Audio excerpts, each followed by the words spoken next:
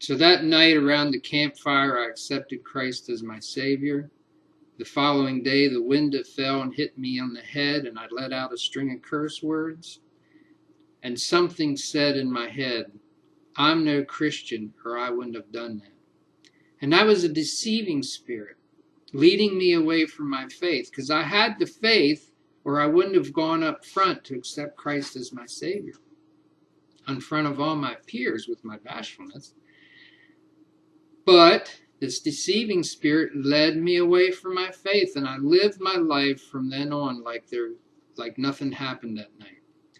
And through my teenage years, I worried about what would happen if I died, and I'd like to have become a Christian, but I didn't want to give up the things that I thought were fun, and that also was a deceiving spirit, because those things that I thought were fun were a trap. They were an enslavement. But I didn't know any better. And then when I got away from my father and got away from the church, I started eventually building my empire and raising a family with beautiful children. And I did a lot of partying. Well, every day was a party. And I lived my life not thinking about God until one day a friend of mine who sold me drugs and I sold him drugs started coming over to sell me drugs, and he was high on what we call flakes, which is PCP or angel dust sprinkled on parsley flakes, which you smoked. And at that time we thought that was the greatest thing, but actually they were probably about the worst thing that you could do. And they made him invincible.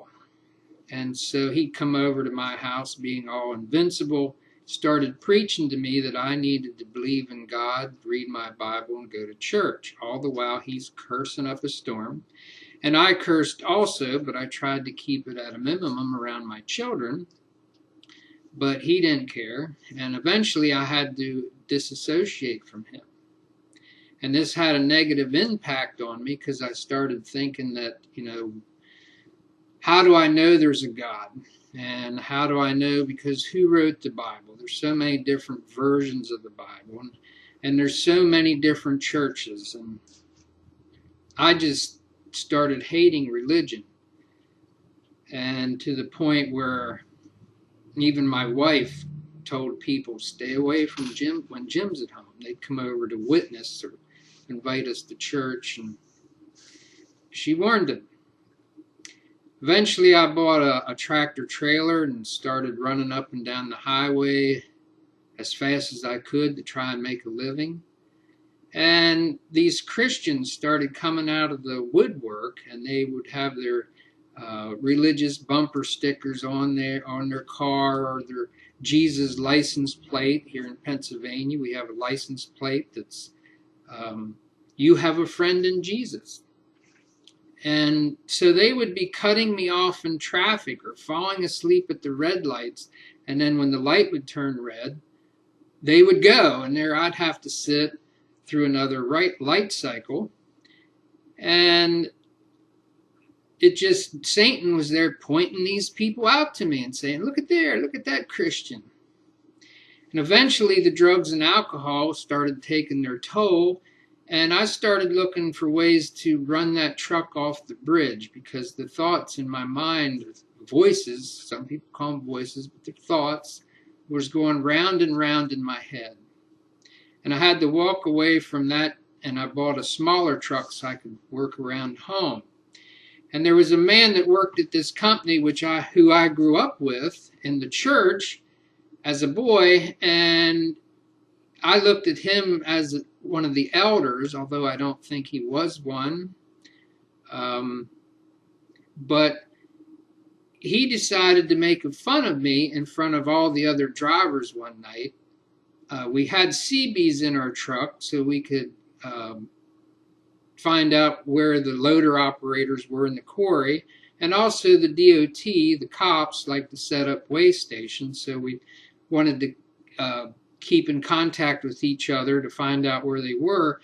But most of the time I ran with my CB off, and this irritated this Christian to the point where one night he gets in my truck and turns my radio up real loud and says, "This is what Jim listens to when he's not listening to the CB," or something like that, just making a fool out of me. And I said, if this is God and these people, I don't want any part of it, because I felt horrible. And I eventually got into the excavation around the wrong time, and things started going downhill. At the excavation, you have to have lots of equipment, which means lots of bills, lots of payments. And right at the end of the 80s, the beginning of the 90s, the economy started dropping off. And I was 3 months behind on my payments. I had one vehicle repossessed. I almost had my house foreclosed on. And this was all working on my mind. And I had to walk away from the excavation, and I got back into the logging, where I worked for this logger who owned a bar. And me and him got along good. He got along good with the landowners. He'd buy their timber. We didn't have many complaints. But he got greedy, and he went in partnerships with this Christian who we called the Crooked Preacher. Actually, the guys there where I worked called him God, because he acted like God. But he was a con artist, and he could talk anybody into anything. And he would go out and buy timber, and I went along with him occasionally, and he would go up and say how he just got back from a missions trip and how they won people to the Lord. And then he'd go into their woods, and he'd point out the best tree in the woods. And he'd say, well, this tree here is worth $300 or more. And the people thought that all their trees were worth that.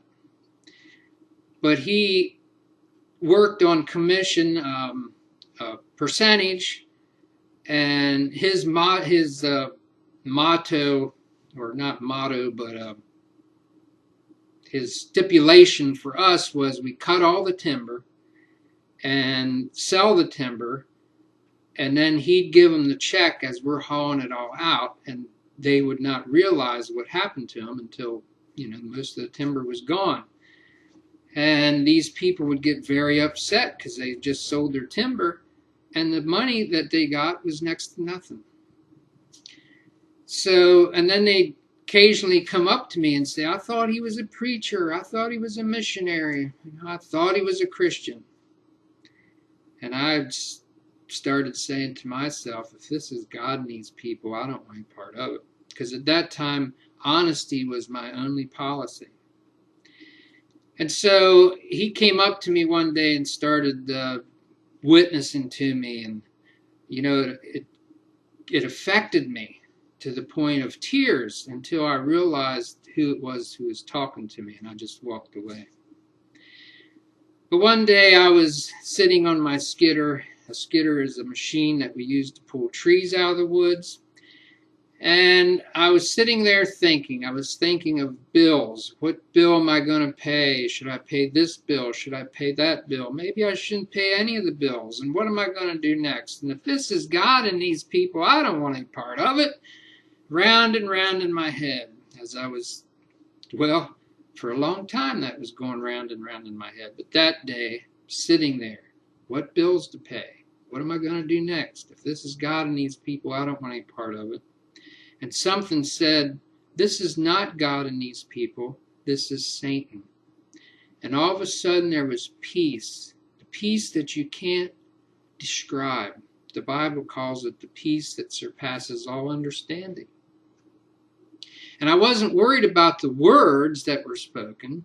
I was thinking about this peace, and I said, if this is God trying to speak to me, he's going to have to show me a sign, because I don't believe in this crap. And I didn't say crap either.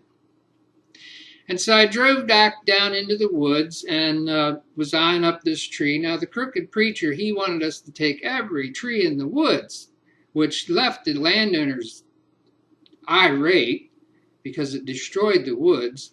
But it didn't make sense. And my boss, the bar owner, he wanted us to take trees that were this big and bigger, because that's where the money was. But the Crooked Preacher, for some reason, he had to have every tree. But I sided with my boss, so it created this argument with me in the middle constantly. which added to the, if this is God in these people, I don't want any part of it. But I'm eyeing this tree up and checking to see which way it's going to fall. And beyond this tree is another tree with a smaller tree growing out of it. And there's water dripping off the leaves. And all my years in the woods, I've never seen nothing like this. In the middle of summer, dry summer, I walked up and down the woods trying to find another tree like this. Kept coming back to this tree, and I felt it. And I said, if this is salty, I'm in trouble. And I tasted it. And it wasn't salty, but I knew that God had just given me my sign. And I walked over to that skidder, and I knelt down beside that tire, and I said, Lord, I have messed up my life. And I said, Lord, I want you to take it. Take my life and do with it as you wish. That day, again, not a lot happened.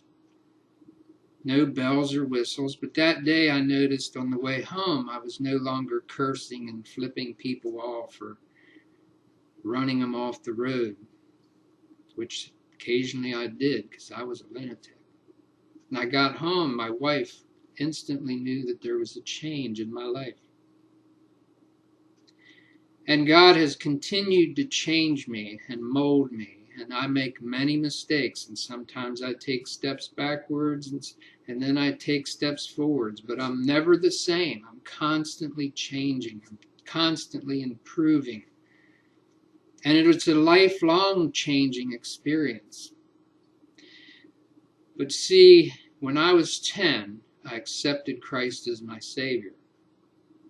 When I was 33, I made Him Lord of my life.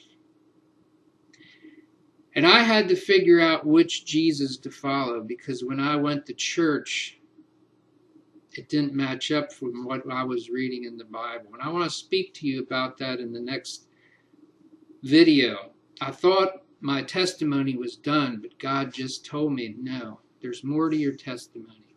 There's more to tell about these different Jesuses in your life and how you chose the one in the Bible. And I want to go through the characteristics of the Jesus in the Bible and the characteristics of these antichrists that we also call Jesus, but they don't line up. So tune into the next video where I give the next part of my testimony, hopefully the last part, but who knows what God has in store. I hope to see you then, and have a good day. Bye-bye.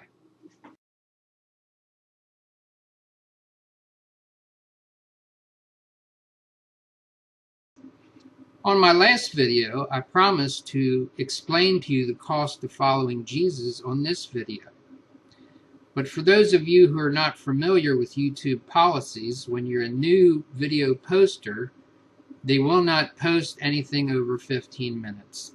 And I have found that people have short attention spans anyway, so it's best if I keep these videos short as possible. I think they're probably going too long now. But on my next video, I want to explain to you that cost of following Jesus and explain some other things that might have confused you in my testimonies previously. So stay tuned for my next video entitled The Antichrist, Part 3.